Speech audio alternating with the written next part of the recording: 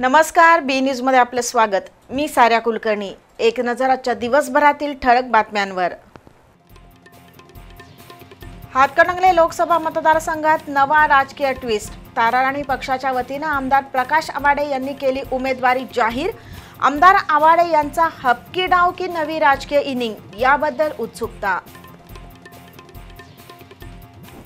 काँग्रेस उमेदवाराच्या राजकीय प्रचारासाठी न्यू कॉलेजचा वापर करून शिक्षकांना जबरदस्तीने कामाला लावलं जात असल्याबद्दल महायुतीच्या कार्यकर्त्यांनी संस्था चालक आणि प्राचार्यांना धरलं धारेवर।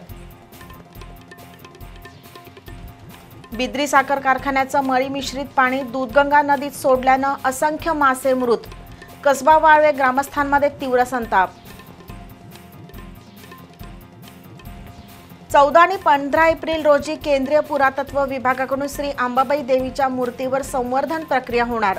2 दिवस मुख्य मूर्तीचं दर्शन बंद ठेवून पितळी उंबऱ्याच्या बाहेर कलश आणि उत्सव मूर्ती ठेवणार।